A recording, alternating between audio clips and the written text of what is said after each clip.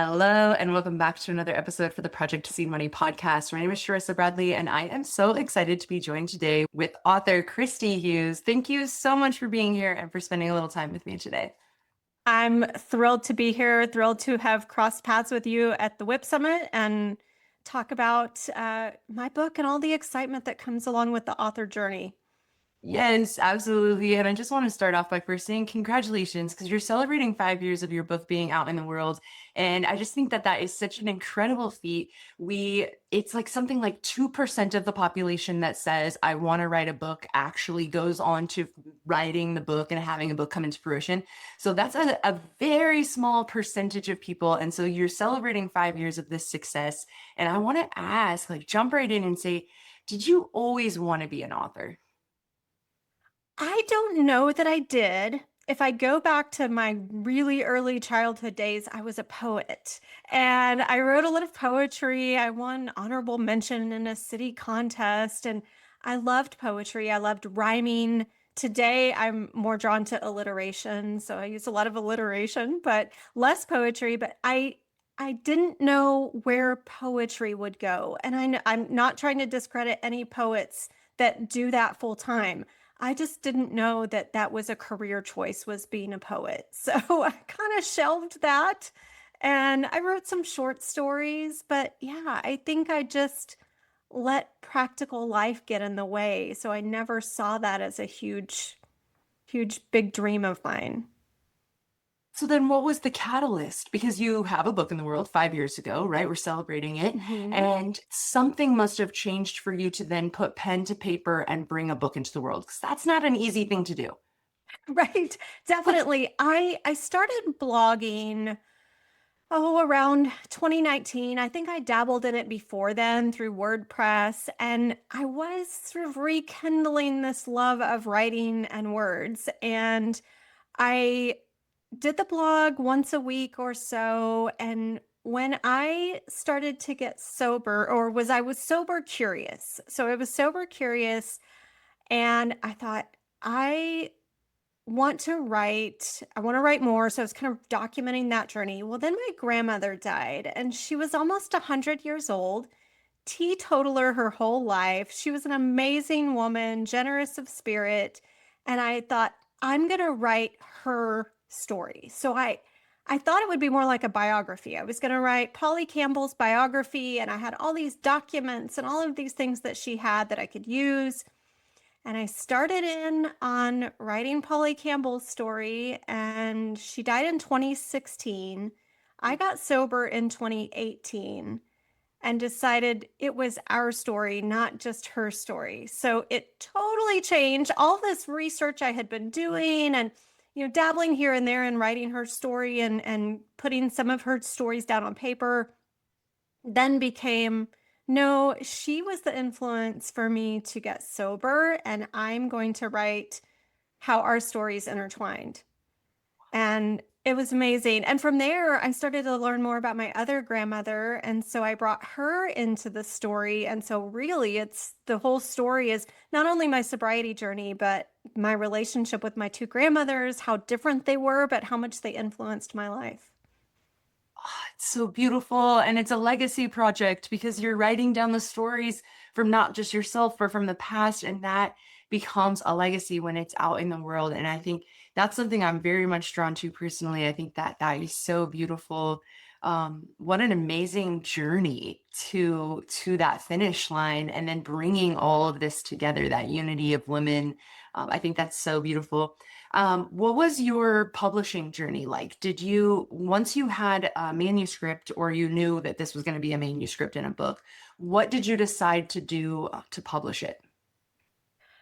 I started all the research that we do, right? When we know nothing about the journey. And I think that's part of it too. And one of the things I want to encourage anyone who wants to tell their story, I did not have any formal writing training. I blogged once a week. I did watch some videos and got involved with a Hay House boot camp. So Kelly Notaris is still out there writing in the like Substack world. I love following her because she was very influential in my passion and learning how to write. So through that Hay House journey, I learned all about publishing, self-publishing, hybrid, all of those things. And I found a friend of a friend who was an editor, and so she could do that on a budget. And that was one of the things too. You start thinking about all of these different costs that you're going to incur to publish a book. So I had an editor, I had knowledge about publishing, self-publishing, and then I just continued. I felt like I was bootstrapping at every turn. Learned how to use Kindle, learned how to, KDP and all the formatting. So I did hire a couple of editors along the way.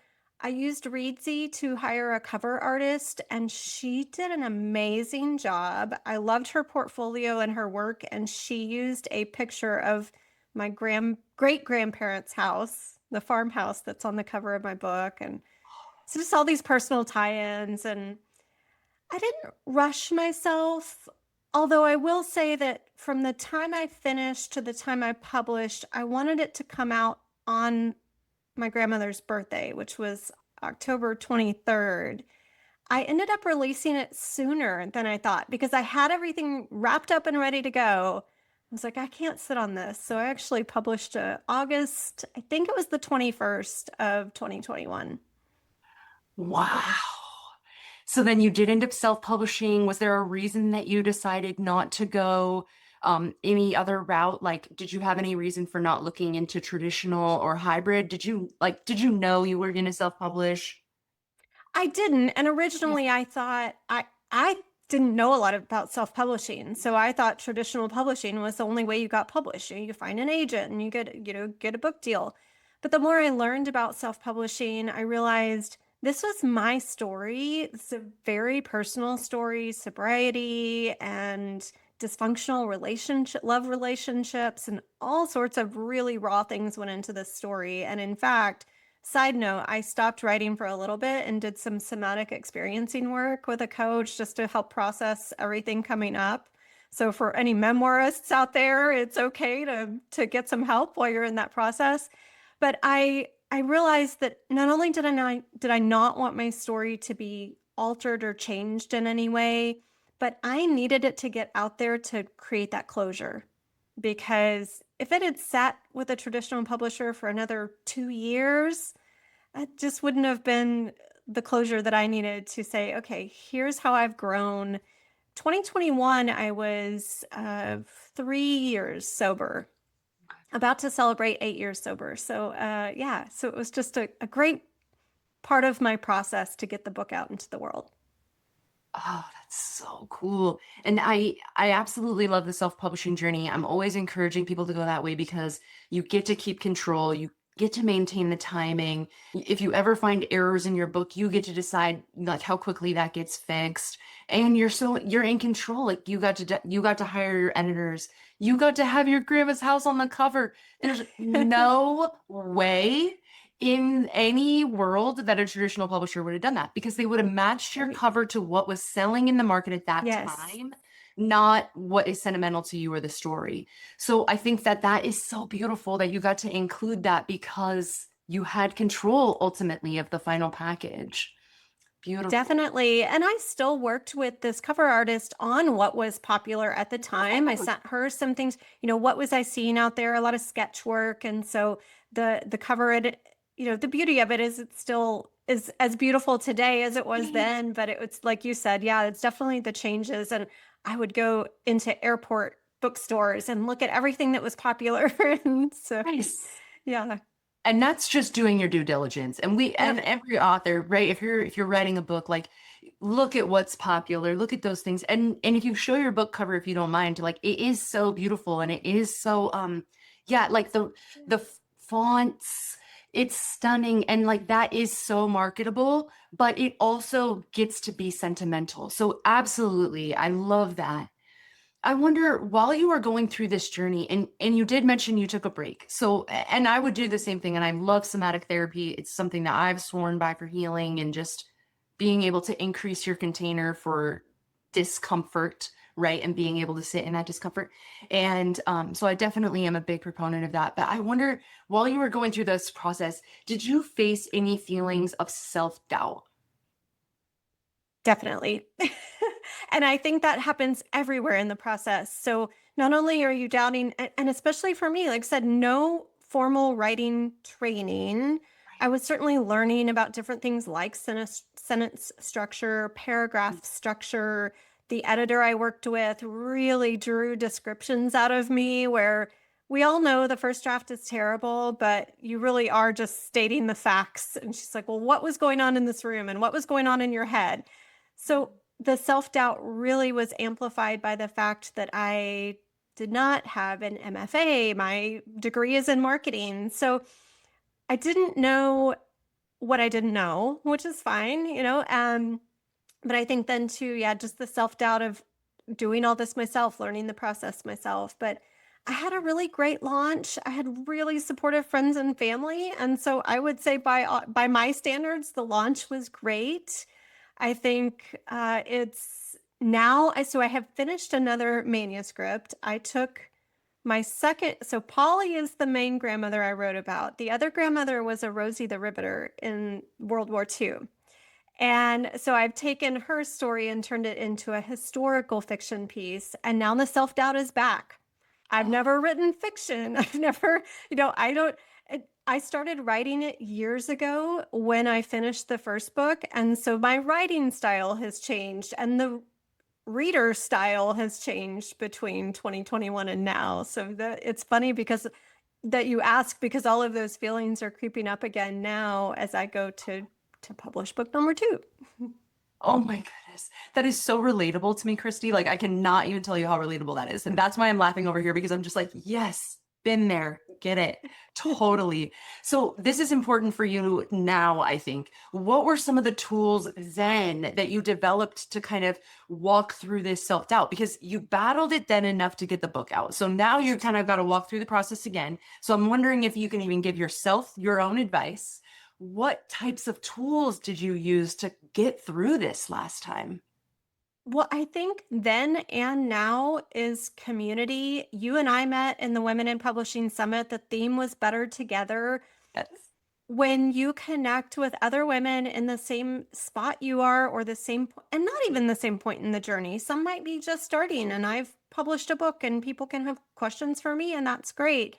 But I think that finding out, gathering that knowledge is what's so important, because I could write and I could think I did a beautiful job writing. Of course, we love, it's a love hate. Obviously, you have that self doubt, but then you get done with a paragraph and you're like, oh, that paragraph was amazing. And so you have these little sparks of wisdom, but learning how to craft it even better. And that's what I think for me, like I have to remember, okay, I'm a great writer. People tell me I'm a great writer. I'm not going to discredit everyone's opinion in the world when they tell me, oh, they're just kidding.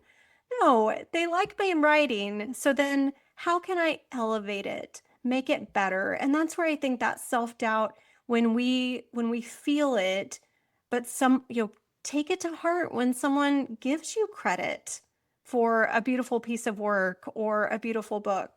Know that you are using your gift, and then anything that you learn and you get into classes, writing groups, women in publishing community, that you're just going to learn how to make it better. There's nothing wrong with you or your work or your words. How do you make it better? I love that so much. And I think that that's such sound advice because when we first put out that first book, it's like so hard, right? It's like this thing. And then it almost seems like the second book should be maybe like easier. We've done it. But for me, like my second book has taken 10 years. It's nowhere near manuscript. It maybe never is ever going to be a manuscript format, right? And so it doesn't feel like, to me, it has never felt easier. But I wonder, in your 5-year journey and now writing your second book, have you felt any differently about it? Or like looking back on the journey, is there things that you're taking with you into this next book? Or like, what does it feel like? You've been an author for 5 years, but you're also starting over again. Yes, it is different, but I'm happy about the foundation that I have because I know how it feels to self-publish. So that's the route I'm planning to go right now. So there are a lot of things that I would have to learn tactically that are out of the way. So, yes, I'll have to refresh my memory on certain things, but I know the process and I know who I need to hire to help me. I know what that's going to look like. So, really, this time it's more about the writing itself. And because it's fiction, different genre than I've ever written in before, because writing style has changed in 5 years. We have more white space than ever in blogs. And, so I think I look back now and you said, so like my paragraphs are so long. And so I think now about how we change and evolve our writing style. And I'm like, okay, I'm going to make it a little easier for people to read. But that's just part of how writing changes over time too. Nobody writes like Shakespeare anymore. We don't use that language, so it changes. And I think that's where I'm just committed to really honing my craft this time rather than having to figure out all the logistics that go with self-publishing. Hybrid publishing is a great option if someone has it in their budget. That's a great way to get the story out and then lean on someone else's expertise for all of those steps. Oh, that's such good advice. Yeah, if you have it in your budget, like you said, and otherwise, bootstrapping and kind of gathering your friends in your community and utilizing the network that you already have. You might have someone in your community that's an editor. You might have designers in your community or marketing people in your community. So, and if not, like you said, the women in publishing community has all of that. And you also get access to their Facebook group, which is my favorite part about being in that community, because anytime all throughout the year that I have questions that come up, I just type it in and like within minutes, there's like 50 responses from helpful people because everyone is so helpful here. That Yes, is amazing. absolutely. Yes.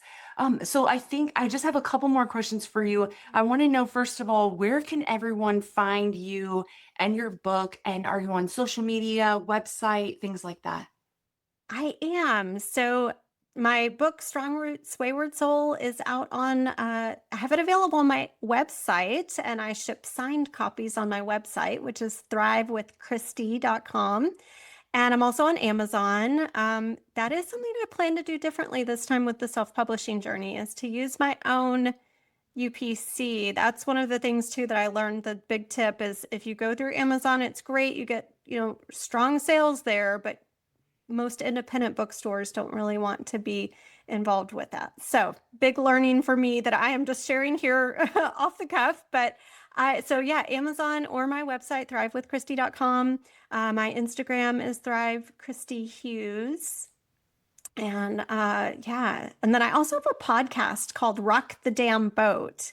And so I have an Instagram for that as well. But I'm really like shaking up people pleasing. And I love it because that attitude, now that I'm here at midlife and I'm, trying to embrace like what the second half of life is going to look like, all of that attitude got infused into my boat rocking characters in my book. So the new one that's coming out is going to have some boat rocking ladies.